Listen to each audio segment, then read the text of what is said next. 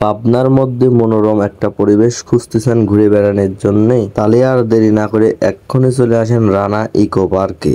আমরা অনেকদিন পর গুটি গুটি পায়ে চলে আইছিলাম রানা ইকো পার্কে একটু বেড়ানোর জন্যে। তো দেখতেই পারতেছেন এই জায়গা বিভিন্ন ধরনের স্ট্যাচু আর সুন্দর সুন্দর গাছ টাছ দিয়ে ভরা। দেখেন এই জায়গাটা আর্টিফিশিয়াল ভাবে একটা খেজুর গাছ আর তার নিচেই উট আর উটের বাচ্চা। এই জায়গা আবার ছেলেবেলে খেলাধুলা করতেছে।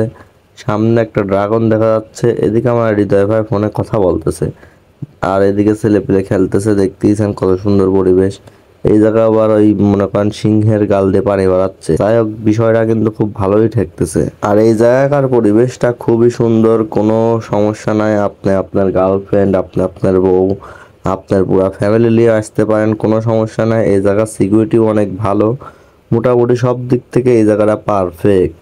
আর এই যে এই ভিউটা একটু দেখেন না, কঠিন লাগতেছে না? আমরা আজকে পুরোপুরি সবকিছু দেখাবো না, নেক্সট টাইম আমরা আরো একটা ভিডিও নিয়ে আসবো, পুরা পার্কের একটা ফুল রিভিউ দিয়ে দেব। এই পার্কে বাচ্চা থেকে শুরু করে বড়দের জন্য অনেকগুলো রাইডস রয়েছে। সবগুলো রাইডস আসলে অনেক সুন্দর, যেমন ধরেন নাগরদোলা, ম্যাজিক বোট, বেবি কার, পানির মধ্যে চলানো নৌকা, তারপরে 2 সিটের নৌকা, আপনার স্পিরিট বোট, আপনার ট্রেনের মধ্যে বাচ্চারা বসালে চলে যাবে পারবেন, সেই সব রাইডস। কি কব, আরো যে গোল গোল ঘোরে, অত রাইডস এর নামও আমি জানি না যত রাইডস এই জায়গা রয়েছে। তো তাই হোক, এই জায়গা খুব ভালো একটা পরিবেশ, আপনারা আসতে পারেন, খুব ভালো একটা পরিবেশ। আর এই জায়গা সাব্বির আমার কাছে আমি একটু ভাবলে হেঁটে আসি একটু ভিডিও করো, তো আমি বললাম ঠিক আছে, তুমি একটু ভাবলাম আমি ভিডিওটা করি।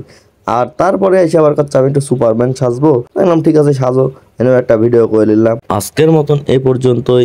এইবার কয়ে যান আমার ভিডিও আপনার কেমন লাগে।